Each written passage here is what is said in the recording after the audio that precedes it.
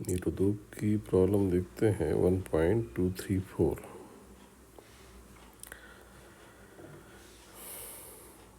It is based on rotational dynamics and this is very simple but mistake prone problem। इसमें गलती हो सकती है।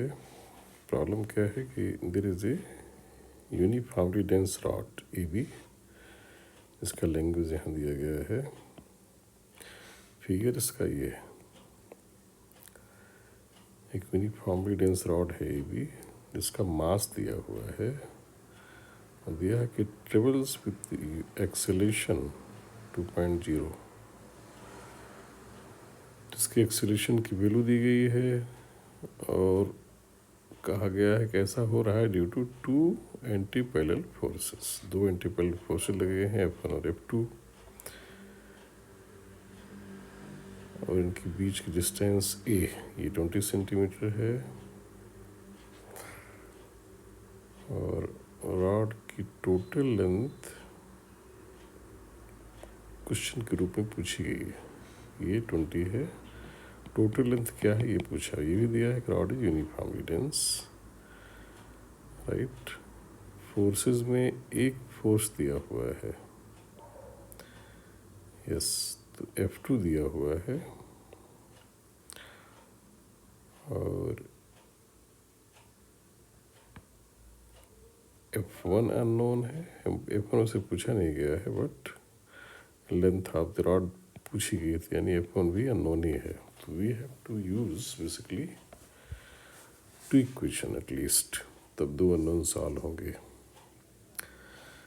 इसमें एक चीज़ क्लियर नहीं की है कि रॉड में रोटेशन है कि नहीं है, लेकिन चूंकि ये दे दिया है कि उसमें मूव्स ट्रांसलेशनली, यस, इससे क्लियर हो गया कि रॉड में रोटेशन नहीं है। तो हम कह सकते हैं कि रॉड में एक चीज़ हमें मिल गई कि एंगुलर एक्सेलरेशन इज ज़ीरो। अगर केवल ट्रांसलेट कर रही है तो एंगुलर एक्सेलरेशन हो गया ज़ीरो, और जब भी किसी रिजिड बॉडी का एंगुलर एक्सेलरेशन ज़ीरो हो जाए तो वी कैन क्लेम कि torque about C M must be zero. और किसी पॉइंट के अबाउट ज़ीरो हो या ना हो, सी एम के अबाउट जरूर ज़ीरो होगा angular torque if angular acceleration is zero, right.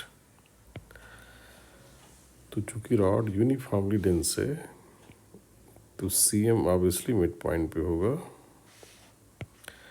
तो मिड पॉइंट के अबाउट इस पर टॉर्क ज़ीरो होना चाहिए। यहाँ पे फोर्स F1 ऐसे लगा है, ये हमें नहीं पता, बट F2 पता है। F2 दिया हुआ है हाउ मच 5, और लगा किधर है वो, ऐसे राइट में। तो यहाँ मैंने इसको सेंटर से ऊपर क्यों दिखाया, क्योंकि सी एम के अबाउट यानी सेंटर के अबाउट F1 का टॉर्क एंटी क्लॉकवाइज आएगा, तो F2 का क्लॉकवाइज होना चाहिए। तो F2 जो है वो CM के नीचे नहीं हो सकता, तो ऑब्वियसली जो सेंटर आएगा वो इसके नीचे आना चाहिए, राइट। और F2 है कितना, कुछ में दिया हुआ है हाउ मच 5 न्यूटन। और इसमें चूँकि टॉर्क अबाउट CM ज़ीरो होना है और F1 ये जो 5 आएगा, 5 CM के नज़दीक है ये फोर्स, और F1 इससे दूर है और दोनों के टॉर्क सेम होने हैं, तो ऑब्वियसली किसका मैग्नीट्यूड ज़्यादा होगा, इसका, क्योंकि इसकी डिस्टेंस कम है, इसकी आर्म लेंथ कम है, इसकी आर्म लेंथ ज़्यादा है। तो फोर्स फिर 5 न्यूटन जो है F1 से ज़्यादा होगा। तो हम ये भी कह सकते हैं यहीं पे कि F1 must be lesser than 5 Newton. इसको मैं फिर से बताता हूँ। पहले तो हमने डिसाइड किया कि CM नीचे आना चाहिए 5 न्यूटन के। अब ये डिस्टेंस इससे कम है, राइट, और दोनों के टॉर्क एक दूसरे को बैलेंस कर रहे हैं इसके अबाउट। तो टॉर्क होता है लेंथ इंटू फोर्स। ये आर्म लेंथ यहाँ कम है, यहाँ आर्म लेंथ ज़्यादा, तो ये फोर्स फिर कम होगा। तो F1 must be lesser than 5, और जब F1 की वैल्यू 5 से कम होगी तो ट्रांसलेशन जो हो रहा है वो राइट में होगा फिर, क्योंकि ये फोर्स ऑब्वियसली इससे ज़्यादा हो गया। तो ट्रांसलेशनल एक्सेलरेशन जब लिखेंगे तो 5 माइनस F1 अपॉन इसका मास, राइट। मास इसका दिया हुआ है 1 kg और ये एक्सेलरेशन दिया है 2। अब यहाँ एक डाउट फिर आएगा कि दोनों फोर्सेस सीएम पर नहीं लगे हैं, फिर मैं नेट फोर्स बराबर मास इंटू एक्सेलरेशन आप सीएम क्यों लगा रहा हूँ? क्योंकि बड़ी बॉडीज़ के लिए एक सिंपल रूल होता है, फोर्सेस कहीं भी लगे हों, अगर वो एक्सटर्नल फोर्सेस हैं they must be equal to product of mass into acceleration of CM. भले ही एक्सटर्नल फोर्स सीएम पे ना लगा हो, but this equation is applicable. तो हमने नेट फोर्स लिखा राइट में, upon mass equal to acceleration of CM लिख दिया, राइट। तो यहाँ से इक्वेशन आ गई 5 - F1 बराबर 2। अभी लेंथ नहीं निकली,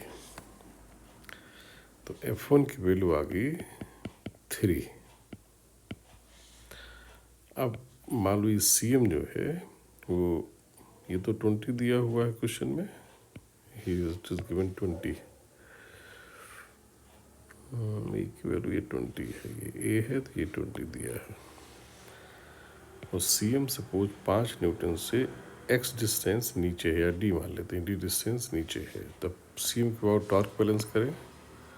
CM के बाद जब टॉर्क बैलेंस करेंगे तो F1 का टॉर्क होगा F1 into 20 plus D. F1 को कितनी आर्म मिलेगी? इतनी। अब ये आर्म हो गई 20 plus D, must be equal to, इसकी वजह से टॉर्क CM के अबाउट हो जाएगा 5 इंटू डी। F1 हम निकाल चुके हैं, हाउ मच? 3। तो 3 into 20 plus D equal to 5D। Therefore 60 बराबर 2D implies D equal to 30। तो ये 30 आ गया, 30 सेंटीमीटर। तो 30 ये 20 ये, सेंटर जो है एक एंड से कितनी दूर हो गया? 50। तो 50 मीन्स टोटल लेंथ फिर क्या आ जाएगी?